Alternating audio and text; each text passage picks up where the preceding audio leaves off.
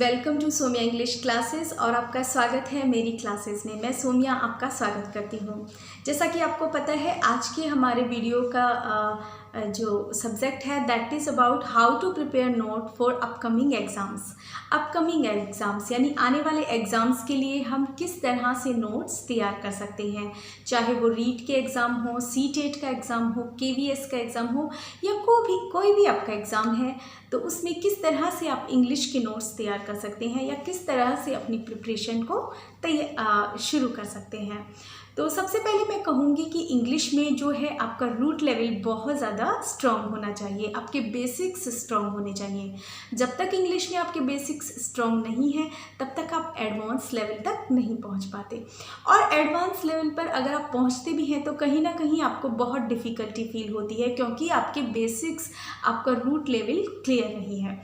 तो root level को strong करने के लिए हम क्या करें, उसके लिए हमें करना है कि हमें जूनियर क्लासेस की अपनी ग्रामर की बुक्स को पढ़ना है, लर्न करना है। छोटे बच्चे कोई भी आपके घर में हैं जिनकी जूनियर क्लास की बुक्स हैं, ग्रामर की बुक्स हैं, तो उनमें बहुत ही रूट लेवल से ग्रामर दी हुई है, तो उस ग्रामर को आपको पढ़ना है। उससे क्या होगा कि आपका बेसिक ज़्यादा मजबूत होगा, ज़्यादा स्ट्रॉन्ग होगा।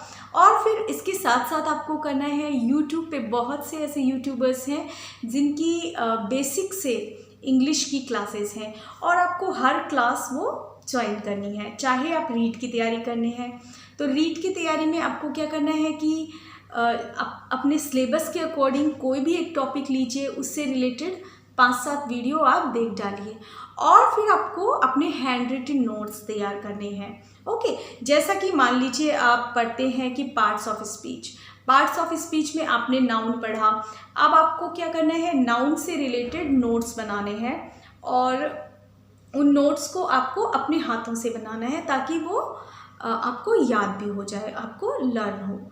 और इसके साथ साथ कि आप रूल्स के साथ, रूल तो आप याद करते हैं लेकिन ग्रामर में क्या होता है, रूल्स से ज़्यादा ज़रूरी होता है कि आप ग्रामर को इंडक्टिव मेथड से पढ़ें, यानी कि ज़्यादा से ज़्यादा प्रैक्टिस सेट निकालें, एक्सरसाइजेस जो है वो निकालें।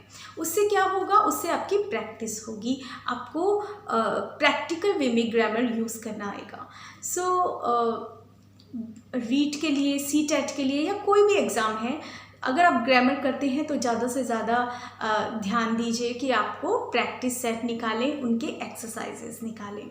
ओके, इसके अलावा आप कोई लाइब्रेरी ज्वाइन कर सकते हैं। लाइब्रेरी में आप अच्छी बुक्स ले सकते हैं, वहाँ पे आपको हर राइटर की, वैसे तो मार्केट में बहुत अच्छे राइटर्स की बुक हैं जो आप पिकअप कर सकते हैं, जैसे कि रैन एंड मार्टिन की बुक भी बहुत अच्छी है। अगर आप जूनियर लेवल की बुक के साथ रैन एंड मार्टिन की बुक्स या कोई भी अच्छी ग्रामर, एडवांस ग्रामर अगर आप इसके साथ साथ करते हैं तो बहुत ही आपके लिए यूज़फुल होगा।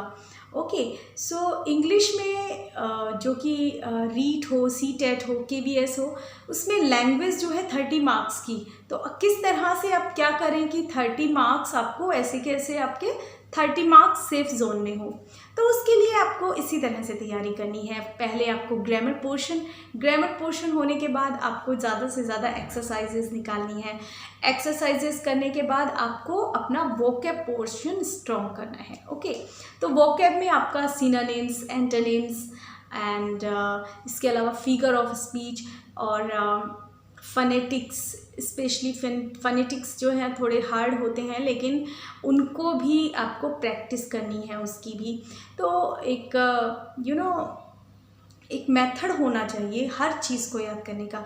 आप अपने सिलेबस के अकॉर्डिंग अपने टॉपिक वाइज अपने नोट्स बनाते चलिए। ओके, सो रीट का एग्ज़ाम हो या फिर सीटेट का, इंग्लिश लैंग्वेज की तैयारी, इंग्लिश लैंग्वेज की प्रिपरेशन जो है आपके नोट्स पे डिपेंड करती है कि आपके नोट्स किस तरह के हैं।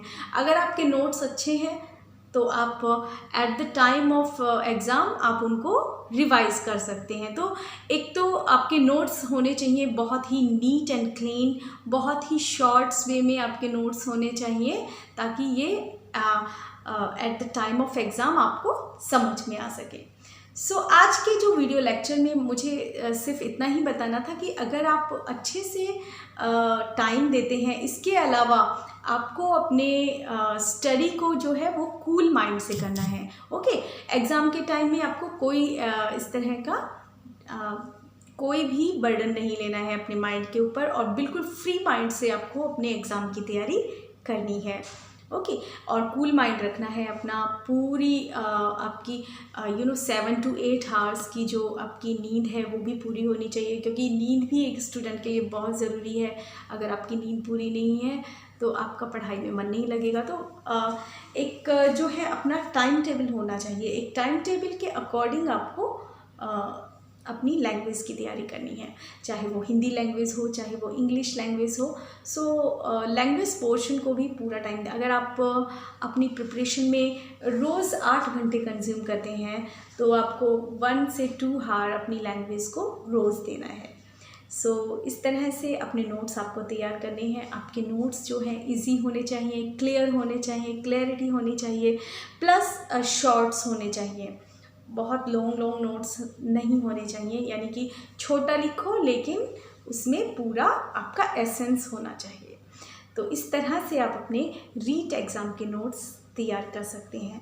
और इसके अलावा आप अच्छे यूट्यूबर्स के वीडियो देख सकते हैं। बहुत से ऐसे यूट्यूबर्स हैं इंग्लिश के। इसके अलावा मेरे यूट्यूब वीडियो लेक्चर्स भी आप देख सकते हैं, क्योंकि वो भी बेसिक से हैं, उनमें भी अच्छी नॉलेज है।